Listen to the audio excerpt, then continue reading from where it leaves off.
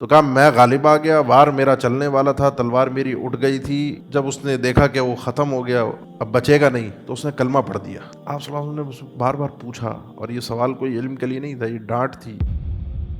وہ اپنے دارالکفر میں ہے، آپ اپنے دارالاسلام میں ہے، آپ کا معاہدہ ہے ان سے جنگ بندی کا، ایسے آپ نے کسی کو دھوکے سے قتل کر دیا، اس آدمی کو جنت کی خوشبو تک نصیب نہیں ہوگی۔ نماز کے دوران دھماکہ ہوا ہے۔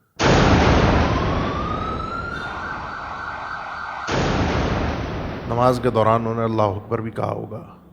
انہوں نے کسی بھی مسلک کا ہو، کوئی بھی ہو، ثنا تو پڑھی ہوگی نا، سبحانک اللہم، اللہ کا کلام تو پڑھا ہوگا نا۔ اللہ کے نبی صلی اللہ علیہ وسلم کے سامنے سیدنا اسامہ نے اپنے غزوے میں اپنے عمل کا تذکرہ کیا۔ اللہ کے نبی صلی اللہ علیہ وسلم کے بڑے محبوب تھے، آپ کو بہت محبت بھی تھی اپنے اس صحابی سے۔ انہوں نے کہا کہ اللہ کے نبی، ہوا کچھ یوں کہ کافر تھا، حرب تھی، جنگ تھی، دوران جنگ یعنی تلواریں بے نیام تھیں، میں نہیں مارتا تو اس نے مجھے مار دینا تھا۔ ایسے ہی ہوتا ہے نا جنگ میں، اگر آپ نے دشمن پہ حملہ نہیں کیا تو وہ آپ پہ حملہ کر دے گا، یا آپ نہیں یا وہ نہیں، دو میں سے ایک بات ہوتی ہے نا۔ تو کہا میں غالب آ گیا، وار میرا چلنے والا تھا، تلوار میری اٹھ گئی تھی۔ جب اس نے دیکھا کہ وہ ختم ہو گیا، وہ اب بچے گا نہیں، تو اس نے کلمہ پڑھ دیا، اور جب اس نے کلمہ پڑھا تب بھی میں نے اس کو مار دیا۔ آپ صلی اللہ علیہ وسلم نے بار بار پوچھا، اور یہ سوال کوئی علم کے لیے نہیں تھا، یہ ڈانٹ تھی، یہ اظہار افسوس کے لیے تھا، کیا قتلتہ بعد ما قال لا الہ الا اللہ، اس نے لا الہ الا اللہ پڑھ دیا تھا پھر بھی تم نے اس کو قتل کیا، لا الہ پڑھ دیا تھا پھر بھی تم نے اس کو قتل کیا۔ وہ کہنے لگا اللہ کے نبی، کوئی حل، کوئی استغفار، کوئی راستہ؟ آپ نے فرمایا اب کل قیامت کے دن تم کرو گے کیا کہ جب قیامت کے دن یہ آدمی اپنا لا الہ الا اللہ کلمہ لے کر آئے گا؟ انہیں دلیل بھی دی نا کہ یہ تو اس نے بچنے کے لیے پڑھا تھا، جھوٹا کلمہ تھا، ہو سکتا ہے جھوٹا ہو سکتا ہے سچا ہو، دونوں باتیں اپنی اپنی جگہ پر ہیں، اور سچی بات کریں اگر قرائن کے اعتبار سے سچی بات اگر کی جائے تو ظاہر تو یہ لگتا ہے کہ کلمہ اس نے اپنی جان بچانے کے لیے پڑھا ہے قرائن سے، لیکن اسلام ہمیں ان قرائن کی بھی اجازت، اللہ کے نبی نے اسی لیے فرمایا کہ تم نے اس کا دل چیر کے دیکھا تھا، تمہیں کیا پتا کہ اس نے جھوٹا کلمہ پڑھا ہے یا سچا کلمہ پڑھا ہے۔ اب ذرا سے سمجھیے، یہ جو کام ہوا ہے اسلام میں اس کی ذرہ برابر بھی اجازت موجود نہیں ہے۔ کوئی کسی بھی نیت سے کرے، کوئی کسی بھی مقصد سے کرے، اپنے مقصد کو اپنے نام سے پیش کرے، اسلام کو بدنام نہ کرے، اسلام کو برباد نہ کرے۔ سیدنا عبداللہ ابن عباس مسند احمد میں حسن درجے سے،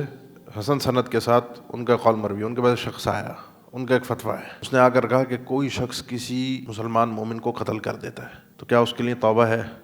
انہوں نے فرمایا اللہ کا فرمان ہے وَمَن يَقْتُلْ مُؤْمِنًا مُتَعَمِّدًا فَجَزَاؤُهُ جَهَنَّمُ خَالِدًا فِيهَا وَغَضِبَ اللَّهُ عَلَيْهِ وَلَعَنَهُ وَأَعَدَّ لَهُ عَذَابًا عَظِيمًا۔ قرآن مجید کی آیت سنیں، کوئی ایک مومن کو جان بوجھ کر قتل کرتا ہے، اس آیت کو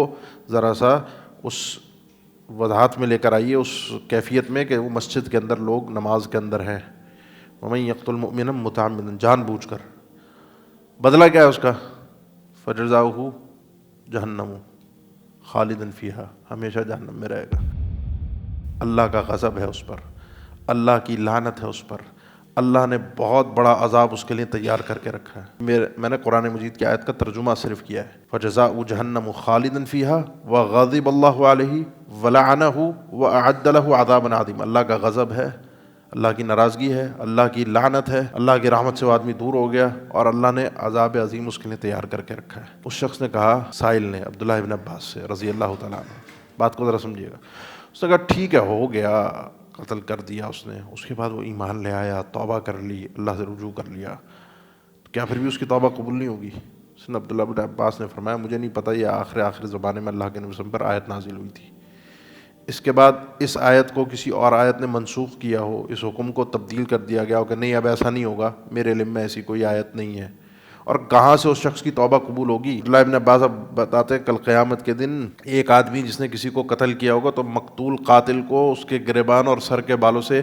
ایک ہاتھ میں گریبان ہوگا اور ایک ہاتھ میں سر ہوگا، سر کے بال ہوں گے، اور لے کر اللہ کے سامنے آئے گا مقتول قاتل کو، اور اللہ سے کہے گا یا ربی سلہ فیما قتلنی، اللہ ذرا اس سے پوچھ تو صحیح اس نے مجھے کس جرم میں قتل کیا تھا، کہاں توبہ، کس سے توبہ؟ یہ تو حقوق العباد کا معاملہ ہے نا، مر گیا، جس کو مارنا تھا وہ مر گیا، جس کو قتل کرنا تھا وہ ختم ہو گیا، توبہ کس چیز کی؟ ذرا بات کو سمجھے، کافر کو اگر مارنا بھی ہے تو وہ حرب ہے، جنگ ہے،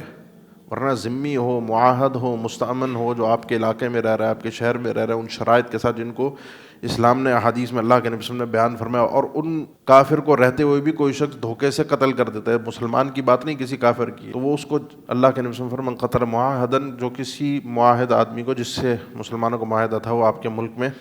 آ گیا، رہ رہا ہے، ذمی ہے، مختلف یہ اس کے درجات فقہاء نے بیان کیے جو احادیث میں کافروں کے مراتب بیان ہوئے ہیں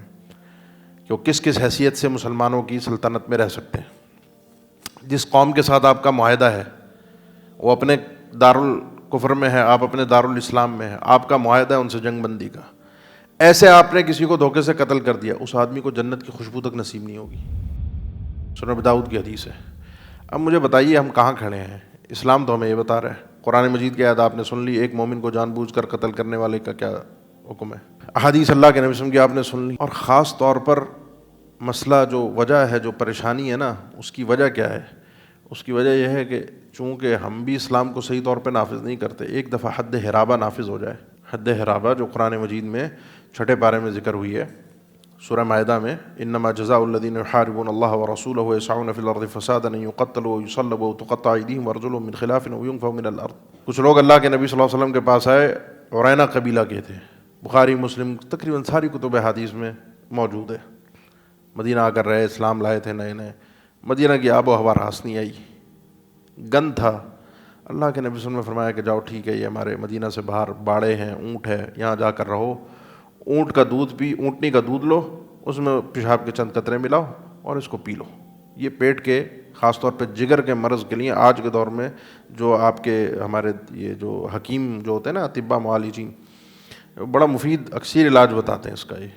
یہ اونٹنی کا دودھ اور اس کے ساتھ اس میں پیشاب کے چند قطرے ملائے جائیں، تو یہ علاج ہے۔ بہرحال وہ یہ ایک الگ مسئلہ ہے کہ جی اس میں کیا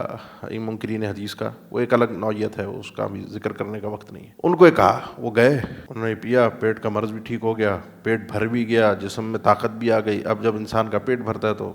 دماغ میں مستی چڑھتی ہے۔ انہوں نے کہا اونٹ بھی ہیں، اونٹنیاں بھی ہیں، مال بھی ہے، اللہ کے نبی صلی اللہ علیہ وسلم کے چرواہے کو قتل کیا۔ صحیح مسلم میں سیدنا انس فرمایا قتل بھی عام قتل نہیں کیا، گرم سلاخیں کر کے اس کی آنکھوں میں پھیر دی چرواہے کی، مرتد ہو گئے، اسلام سے مرتد ہو گئے، اونٹوں کو چرایا اور بھاگ گئے۔ صبح کو اللہ کے نبی صلی اللہ علیہ وسلم کو اطلاع ملی، آپ نے ان کے پیچھے فوراً بندے دوڑائے، پکڑ کے لاؤ۔ شام کو ان کو لایا گیا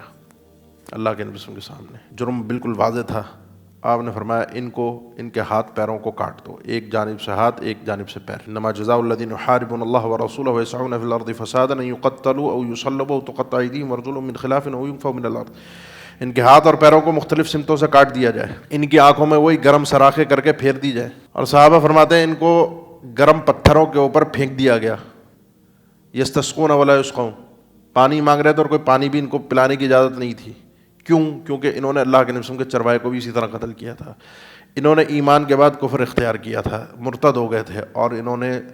چوری اور ڈکیتی کا ایک کام سر انجام دیا تھا۔ ایک دفعہ یہ حد نافذ ہو جائے، ایک دفعہ حد حرابہ، یہ فساد فی الارض جو اللہ اور اس کے رسول سے جنگ کرتے ہیں، فساد فی الارض کرتے ہیں، ایک دفعہ یہ حدود نافذ ہوں، یہ حدود اللہ کی زمین پر جب نافذ ہوتی ہیں اس کی بڑی برکات ہوتی ہیں۔ 40 دن تک مسلسل بارش ہو، خیر و برکت والی، جس زمین پر حد یقام فی الارض خیر من مطر 40 لیلہ، 40 دن تک اگر بارش ہو، وہ بارش اس سے خیر و برکت، وہ عافیت، وہ سلامتی اور وہ رزق نہیں ملے گا جو رزق اللہ تعالیٰ ایک حد کے قیام کی برکت سے دیتا ہے۔